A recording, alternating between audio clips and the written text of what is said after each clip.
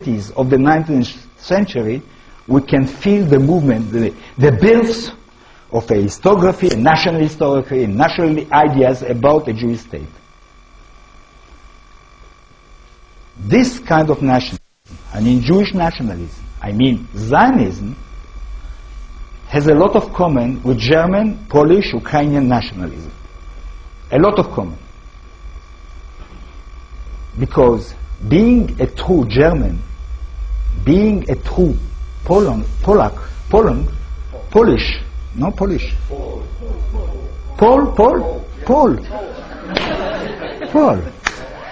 being a real Pole, you have to have parents, Pole parents, German parents. You need to be from the Teutons. Teuton.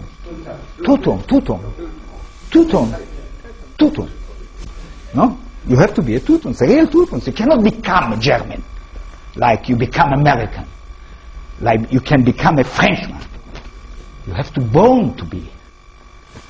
Jewish nationalism has this characteristic that you cannot become a Jew, nationality. You have to be born by a Jewish mother or to convert, even if you don't believe in God. True or not? There are a lot of people that are converted here in New York without believing in God. It helped me, by the way. That's what defines them as Jews. Sorry? That's what defines them as Jews. It's fine? That's what defines. Yes, yes. Yes, it helped me. It helped me as a historian that has a lot of respect to Jewish religion. Now, Israeli state started in 47-48. The basic of this state is not a republican principle. And I stress in my book that from 48 till 2009, Israel is not a democracy. You agreed with me, not? Israel is a democracy? Yes, wonderful. Wonderful. Why Israel is a democracy? You know, democracy has a lot of definitions. But you will agree with me that the first principle of a democracy is that the state belongs to its citizens. The first, before saying it's political pluralism, it's liberal, less liberal, the basic of democracy in modern times is that the state belongs to its citizens. Yes. True or not? Not true. No, in cases democracy is majority rule. Yes. No. No, you make a mistake. No, it's a flawed democracy. Sorry. Before speaking, it's very important to understand from Jean-Jacques Rousseau. It was the first one that put the principle of sovereignty of people, the first one, passing the French Revolution, arriving to your constitution. The basic of democracy is that the state belongs to its citizens. The bankers. I'm speaking about theory. Now, it's another discussion. Israel from the beginning defined itself as a Jewish state. A state that belongs to the Jewish people. Right or not? It means that this state belongs to Madoff, Joe Lieberman, and you, I presume, more than Arab students that working with me in Tel Aviv University. And they are Israeli citizens. I mean, people here in the room. The state of Israel, after a few laws in Israel, belong to them more to a quarter of the population in Israel that is not Jew. Israel doesn't define itself as a state of the Israeli citizens. True or not true? They give the right of election to everybody, but you know, it's like Mr. William Carton saying you will never win in poker. You know the rule, the game. Now, what I'm insisting is, Israel is not a democracy. Because Israel says that it is a state of the Jewish people. Automatically, if you went to Israel, you can become, in a few minutes, an Israeli citizen. If you're Jew, I spoke to my friend here sitting. Okay? I imagine that he is a Jew, no? I make a mistake?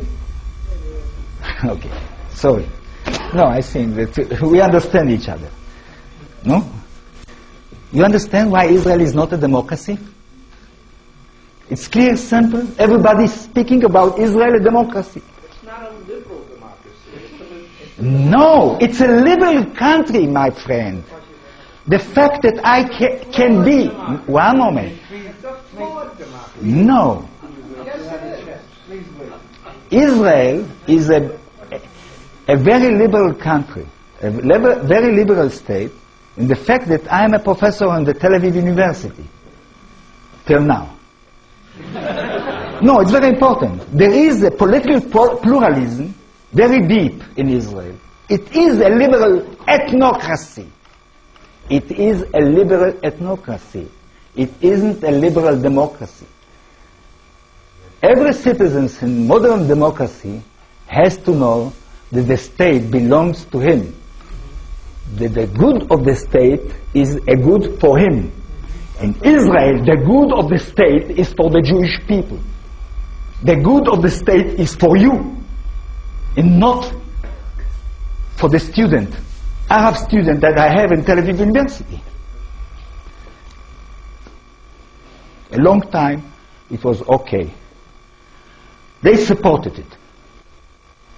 They were afraid because of the Nakba. You know what is the Nakba?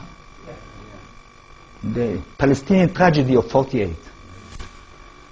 They were afraid because the military regime till 66 that were opposed on them in the 1950. But today there is a generation of young Palestino-Israelis that stopped to be afraid. Every step that they become more Israelis in their culture, in their language, they become more anti-Israelis in their politics. You understand it? They stop to support living in a state that pretend not to be their state when they were born here, when I wasn't born there, and you are not born there. It will be finished badly, I think. Gaza is nothing what can happen in Galilee. In the Galilee, you know, the part that looks like Provence in Israel. They are a majority in Galilee, the Arabs, Israelis. If tomorrow they decide to build their estate, by the way, my students start to speak about it. This is a Jewish state, it's your state. Okay, we'll go to build in Galilee a state of Arabs, but not of Arabs, a real state of their citizens.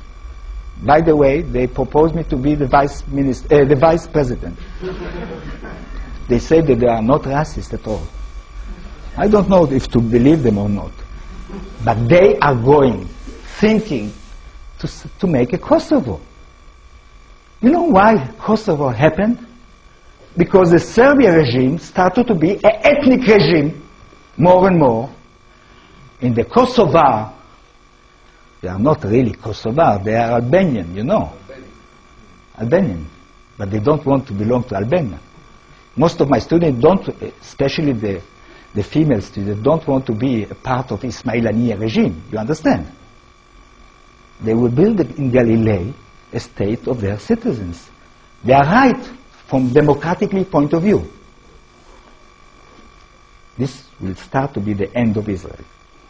Because Israel will not let Galilee become a state of its citizens. You understand?